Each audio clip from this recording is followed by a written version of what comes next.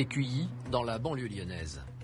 Nous sommes dans un des lieux les plus importants de la police de notre pays, le centre technique et scientifique de la police nationale.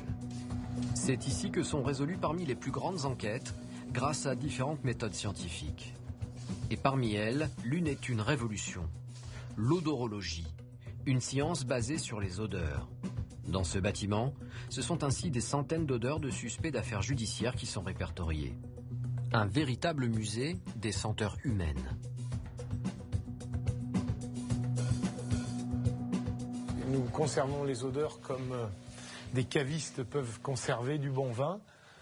Nous, on a des odeurs ici qui sont vieilles depuis plusieurs années. Nous en avons qui datent de 2002, et pour certaines, il nous en reste encore quelques-unes de 2001. Donc, ce qui veut dire qu'on a un archivage et une bibliothèque riche de 17 années d'odeurs.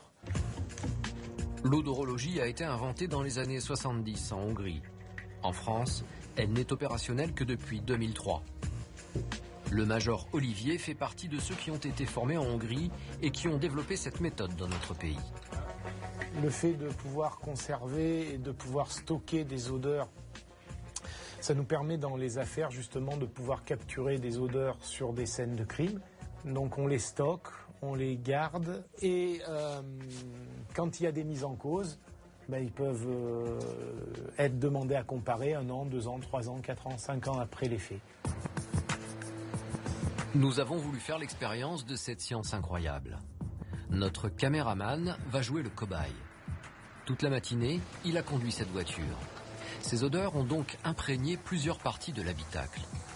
Une technicienne va procéder à leur prélèvement.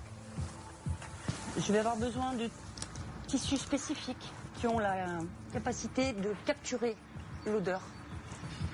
On se croirait dans une scène de film. Après avoir déposé des morceaux de tissu sur les zones touchées par notre caméraman, elle les entoure de papier aluminium. Un métal qui va permettre aux odeurs de chauffer, un peu comme une cuisson en papillote. Ainsi infusées, les odeurs vont mieux se déposer sur les tissus. Donc maintenant que ça c'est fait, il faut que ça pose pendant 1 heure. Ça va être la température qui va faire que les molécules odorantes vont s'agiter et imprégner le tissu. Les tissus sont ensuite déposés dans un bocal hermétique et archivés dans la salle des odeurs. Pour notre démonstration, notre caméraman doit maintenant déposer ces odeurs fraîches sur de nouveaux tissus. Dans le cas d'une enquête, la même chose aurait été faite avec les suspects interpellés dans l'affaire. C'est maintenant au personnage central de cette méthode de faire son apparition, le chien.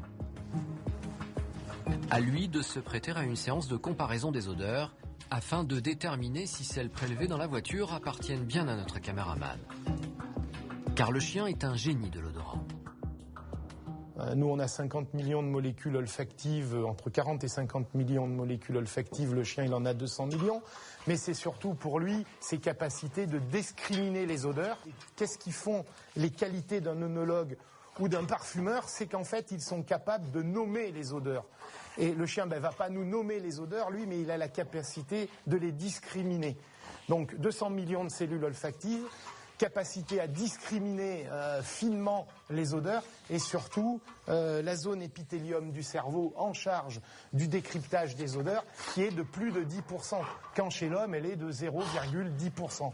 Donc il n'y a pas besoin de faire un schéma pour comprendre ces capacités beaucoup plus performantes que nous les humains. L'odorologie ne peut en fait exister que grâce aux compétences de certains chiens. En France, ils ne sont que 7 capables d'un tel miracle.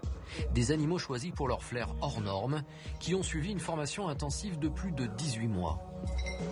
Car plus que d'autres chiens de la police, eux doivent en permanence retenir de nouvelles odeurs. C'est un procédé qui n'est pas identique aux chiens d'avalanche et de stupéfiants ou d'explosifs, puisque ce sont des chiens qui recherchent et identifient l'odeur humaine qu'on leur donne à mémoriser au départ sur la référence. Chaque jour, la référence est nouvelle pour eux, alors que pour les autres chiens des autres disciplines, ils ont des produits mémorisés dans leur mémoire olfactive. En ce qui concerne les stupéfiants ou les explosifs, pour nous, chaque jour, chaque séance même, puisque des fois on fait 2 à 3 séances par jour, sont des odeurs nouvelles pour eux. Ils ne savent jamais ce qu'ils doivent chercher. Et cette recherche est quasi infinie. Notre planète compte en effet plus de 7 milliards d'individus, soit autant d'odeurs différentes.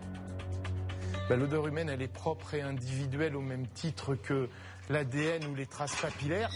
Si les criminels portent des gants pour éviter de déposer leurs empreintes, impossible pour eux de masquer leurs odeurs. Et vous allez le voir, ces chiens sont des nez sans faille. Donc dans ce bocal-là, on a un des tissus qui a été prélevé tout à l'heure sur le véhicule. C'est un des tissus du siège conducteur. C'est ce que nous appelons chez nous une trace odorante. C'est ce que nous allons donner à sentir aux chiens. Et puis dans ce bocal-là que je ne toucherai pas malgré que j'ai des gants, celui-là qui est numéroté 1, c'est l'odeur corporelle, la vôtre, que vous avez donnée tout à l'heure à ma collègue. Et parmi les autres bocaux, ce sont d'autres odeurs corporelles, d'autres hommes comme vous qui ont été prélevés. Les bocaux des différents suspects sont répartis au sol. Le chien va respirer l'odeur de notre caméraman et tenter de la retrouver parmi les 4 autres. Il est encouragé par son maître, qui, en hommage au pays d'origine de l'odorologie, lui parle quelques mots en hongrois. Super. Donc on lui fait mémoriser une odeur, là, Sagoy. Voilà. Koch Kutia. Vous voyez, Sagoy. Voilà. Il prend toutes les effluves. Sagoy. En quelques secondes, le chien a enregistré cette nouvelle odeur. Il ne lui faut pas plus de temps pour l'identifier. Koch Kutia, Manioyo Kutia. Koch. Voilà. Koch. Pour que cette découverte soit valable dans le cadre d'un procès, le chien devra repasser 2 fois sur ses bocaux, puis une 3e fois sur une ligne sans l'odeur recherchée. Un 2e chien devra se livrer au même exercice pour confirmer la recherche. Nous, on n'intervient au niveau du cadre juridique que dans des affaires criminelles ou dans le cadre de délits aggravés. Là, le marquage, il est franc et décisif. Et il faut qu'il soit comme ça, puisqu'on identifie des gens. Donc il faut que ça soit sûr et formel. Car dans le cadre d'une véritable enquête, ces découvertes serviraient de preuve. Depuis 2005, cette méthode est en effet admise comme une preuve formelle. Depuis sa mise en place, plus de 500 affaires ont été résolues en France grâce à l'odorologie. Coche! Ah, c'est bien! À force d'entraînement répétitif, les chiens renifleurs peuvent donc résoudre des affaires judiciaires.